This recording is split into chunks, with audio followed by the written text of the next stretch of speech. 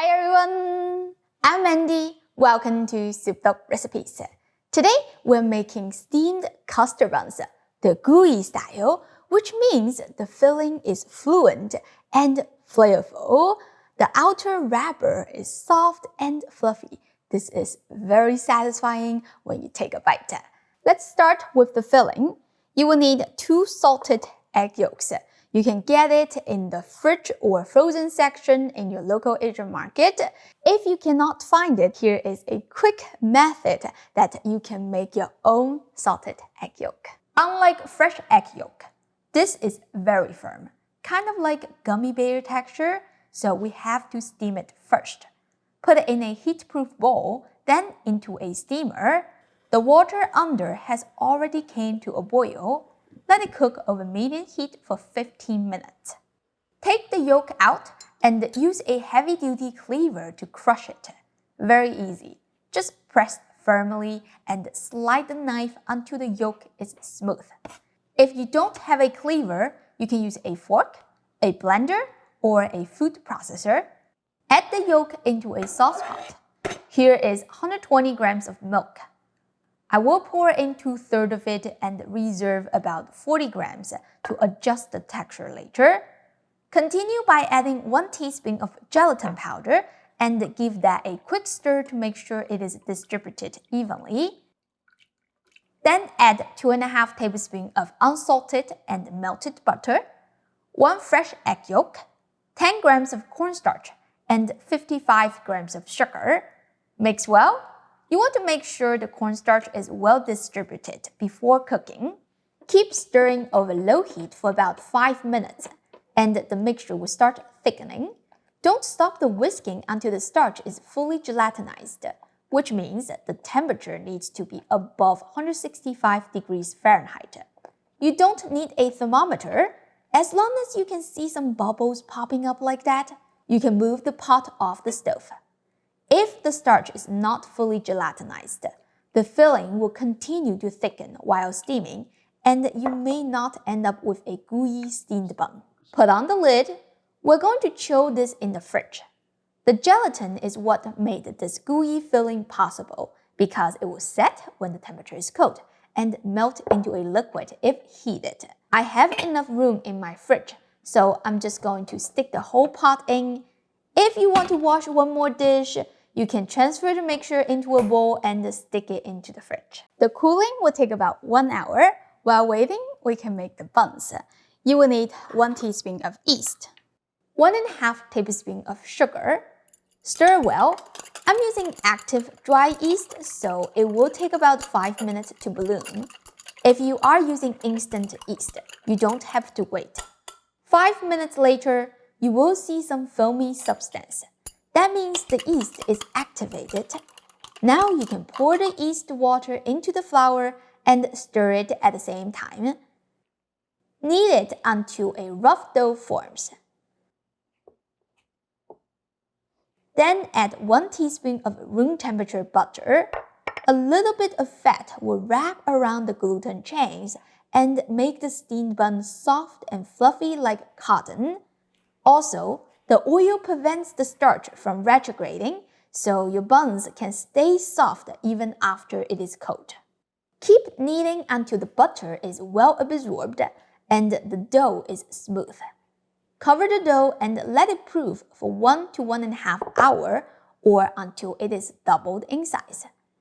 During this time, keep an eye on the filling.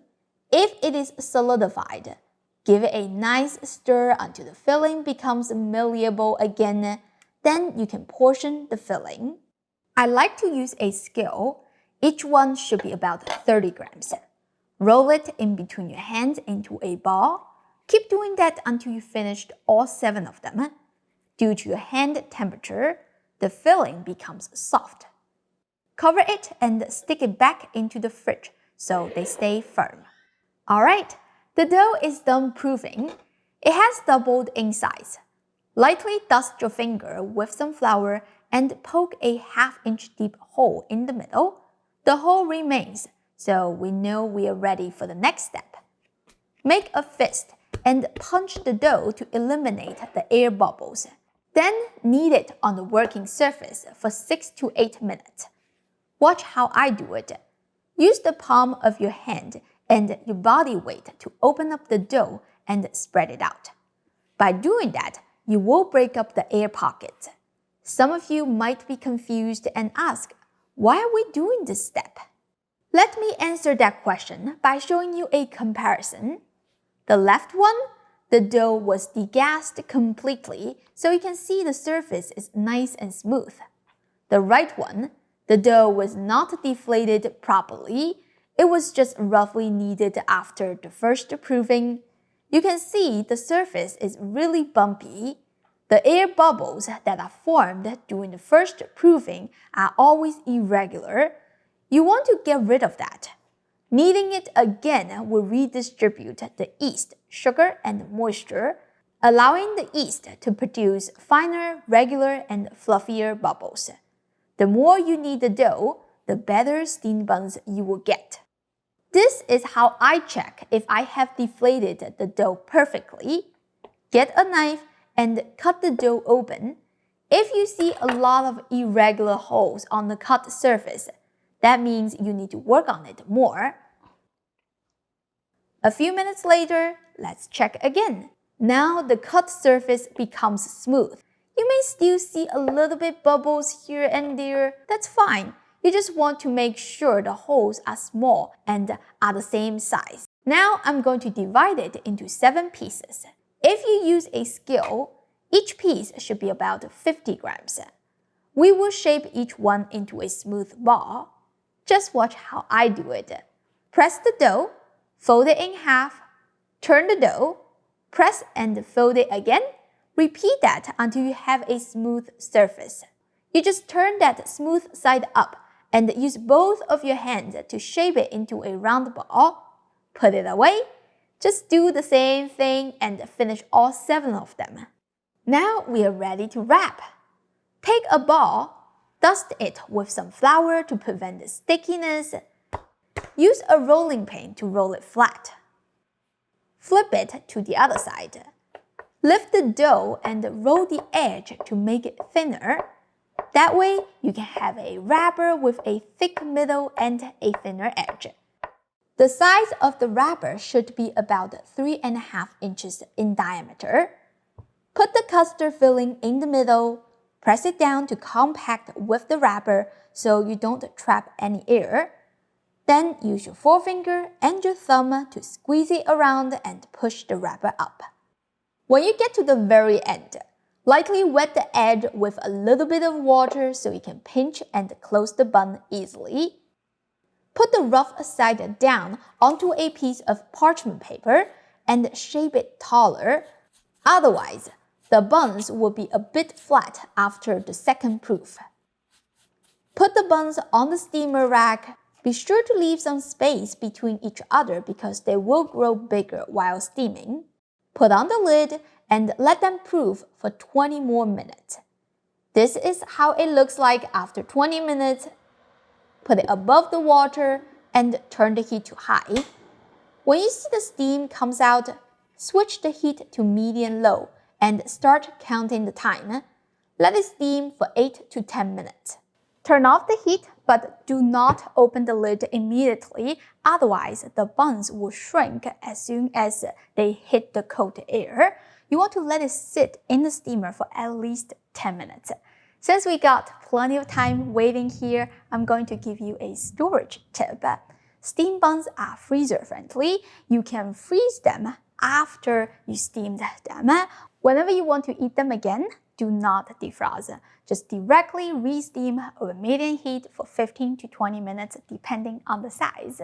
They will taste just as good as if they were freshly cooked. You cannot tell they were frozen. That's how freezer-friendly they are. Okay, I'm excited. Let's check out the steamed buns. They look so smooth and pretty. Let's open one right away because I just can't wait to show you the gooey filling.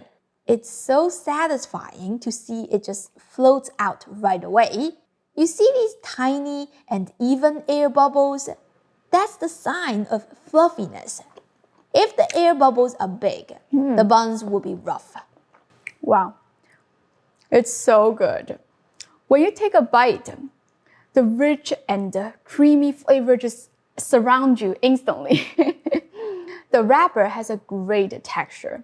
It's like biting into a piece of cloud. So light and delicate. Cantonese dim sum is always neat and exquisite. You can eat this as breakfast. It is also a tasty dessert that you can enjoy on a Sunday afternoon with a cup of tea. Don't forget to like and subscribe to my channel for more delicious Chinese food.